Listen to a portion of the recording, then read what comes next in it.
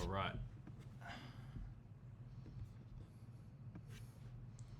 All right, we're making a YouTube video for you year ones on how to study for year one. It's going to be pretty simple. I'm going to make it as quick as possible. I'm going to go through sort of what your units look like, whether they're hard, easy, what you should study for them, if you should go, and then we'll move into the med stuff. And then what I will say is that yes, I am at Curtin, but this doesn't reflect the attitudes of the Curtin Med School. So if any of my tutors are watching this, I understand the requirements of the Curtin University, and I also understand the requirements of the Australian Medical Council and what we have to do. But once again, this is unsolicited advice for year ones if you want to take it. All right, so here's your units for semester one. They're up here on the screen.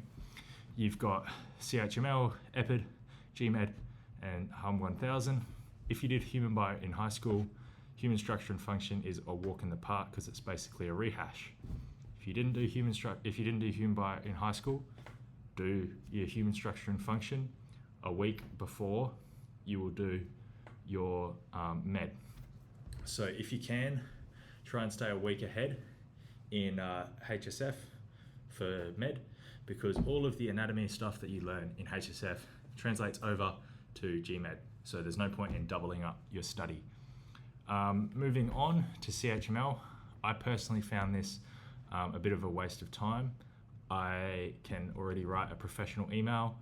Some people can't, and that's no shade on them. So if you need to go to that, go to it. I found that you don't need to show up for the group assignments, show up for all the assignments. The assignments are relatively easy. You just follow the exact instructions that it sets out for you. So it's not that hard to follow the marking guide that they give you. If you follow the marking guide to a T, there's no reason you shouldn't be getting at least 90% in this unit. Human structure and functions exams are once again relatively easy if you're studying well. Biostats, the labs are really worthwhile going to and paying attention in, taking some good notes. Also, just do your pre-reading, your pre-video watching that you're meant to do before you go in. I personally didn't find the tutorials any use at all because I did methods and spec in high school, and I'm sure just about all of you will have done methods because I think it's a course requirement for Curtin. So if you understand a normal distribution to any extent, then you don't need to go to the tutorials to learn how to take a mean, mode, and average. If you want to go to them, go to them.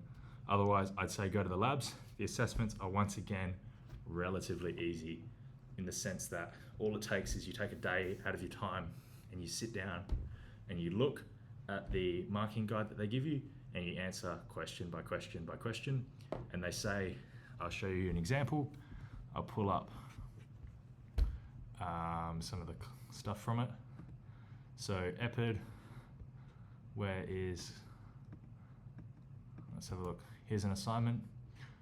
They give you some, this is a other one. I get the first one they get you. So for example, here's the questions, right? Here's your table column for answers. What is your research question?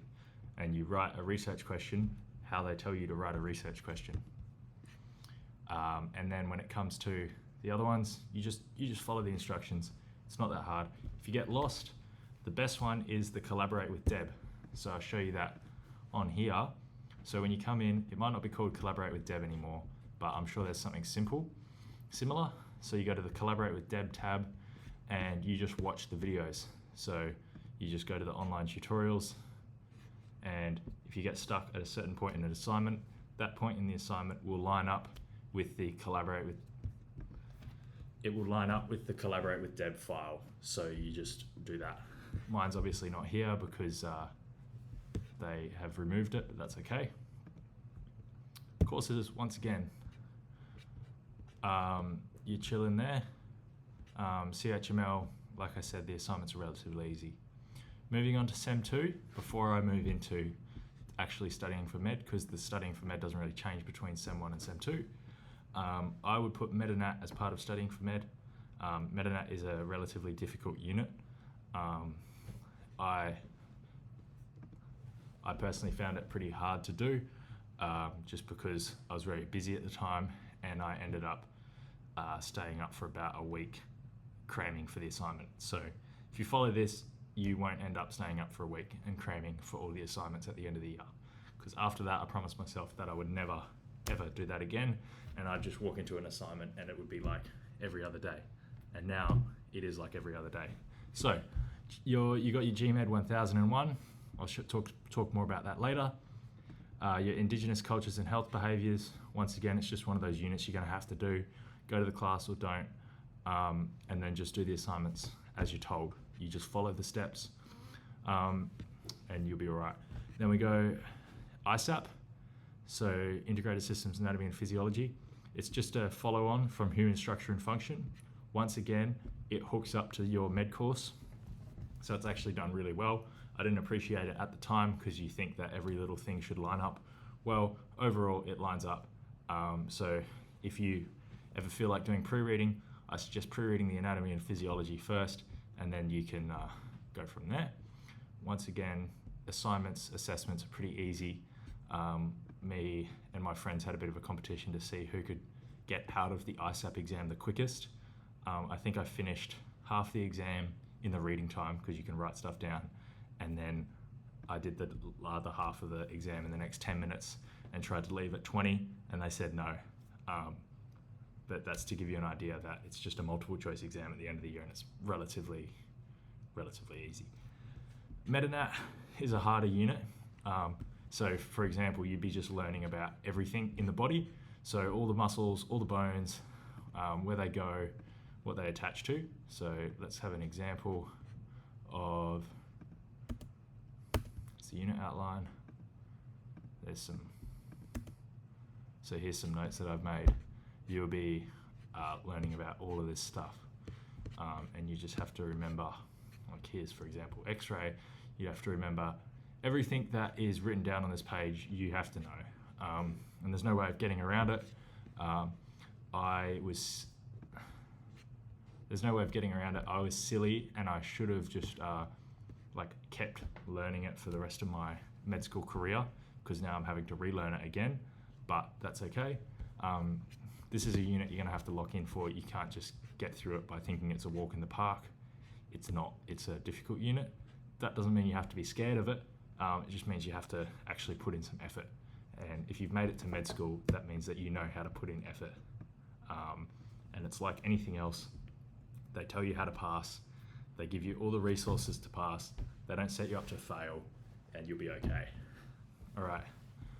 Now, let's have a look at the med stuff. So, I like to look at learning for medicine. It's a big change from high school. So high school, right, you're sort of going, you start your semester, and then you go, and you got your exams, right? And you want to learn, peak at the exams, and then you don't care. Huh? Sorry, that stopped recording. Can't really see that. I'll get a better marker.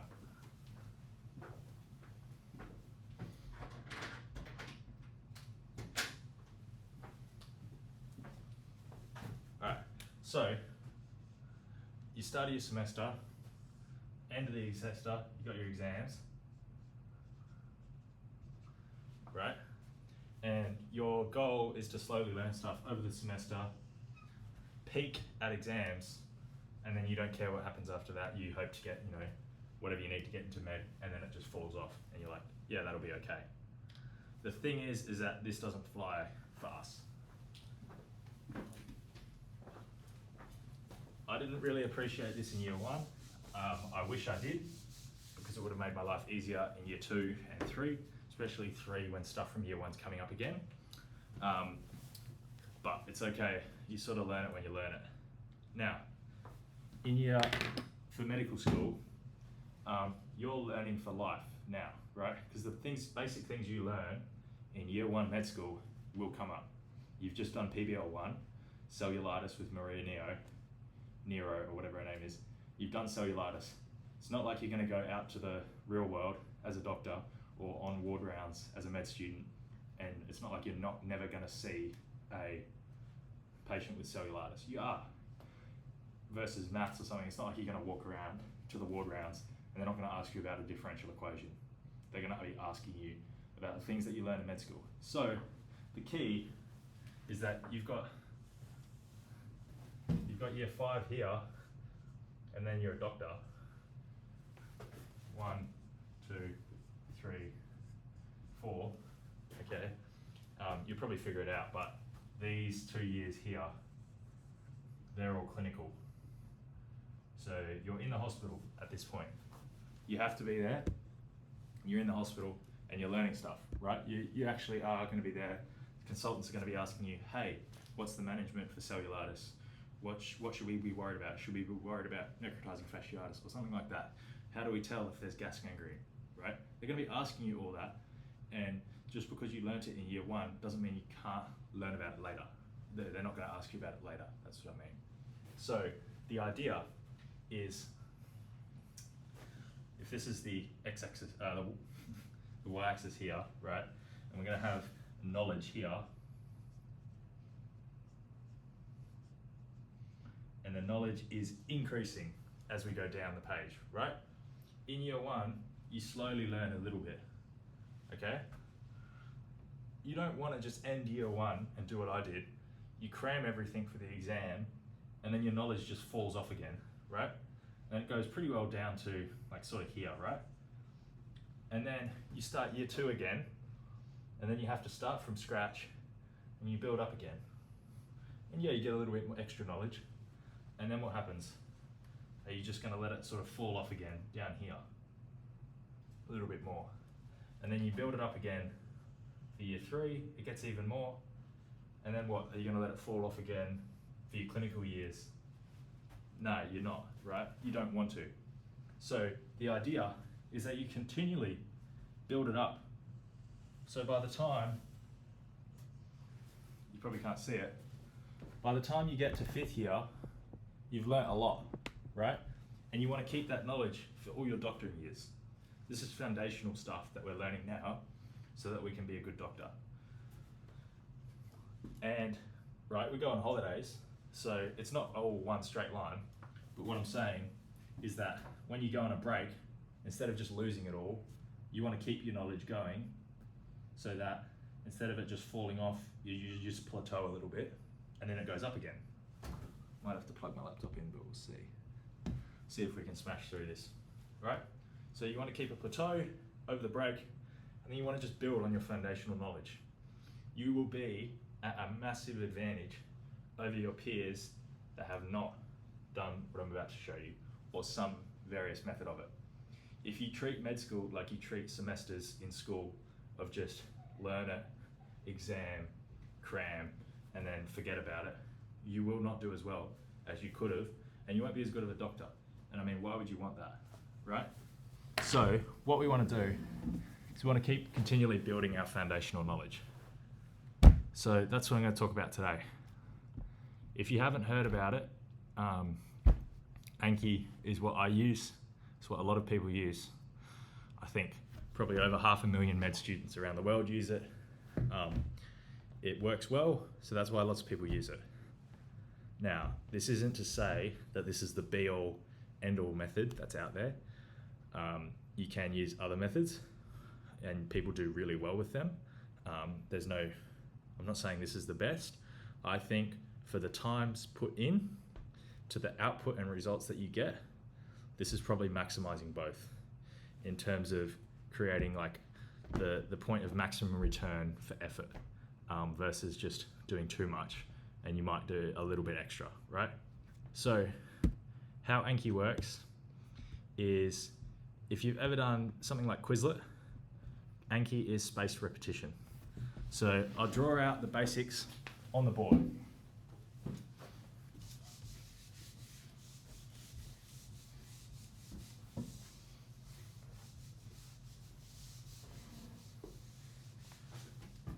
All right, so you're getting a lecture and Dr. Penny goes, hey, cellulitis is common in old people because they've got cracks in their hands, right? So if we have 0% knowledge here, 100% knowledge here. I'm gonna put this on a graph, right? Penny's just told you that. If this is day 0, Penny's just told you that knowledge. Your knowledge is now 100%.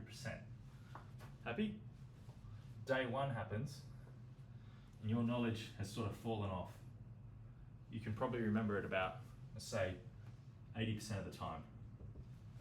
But if your mate comes up to you and he goes, hey, what did Penny say about cracked hands yesterday? And you go, oh, that's right. Penny said cellulitis goes through the cracked hands, and then that's why old people get it, because their skin's a bit dry, right? Your knowledge then goes back up to 100% because you've just remembered it. So that's day 1. Day 10 comes along, and your knowledge has once again fallen down a little bit more. It's fallen down a little bit more, let's say 70%. And you're doing a quiz question, and the quiz question shows you someone's hands, and it goes, you know, what about this hand is a risk factor for cellulitis? And you notice that there's lots of little cracks in their hand. And you go, oh, that's right, Penny said that. And so you once again remember it, and your knowledge goes back up to 100. You can remember it. And then your forgetting curve, this is what this is called, what I'm drawing, is reset again. So when it comes to the exam, in maybe 6 months' time, well, it's probably like 3 months' time for you. So 3 months later,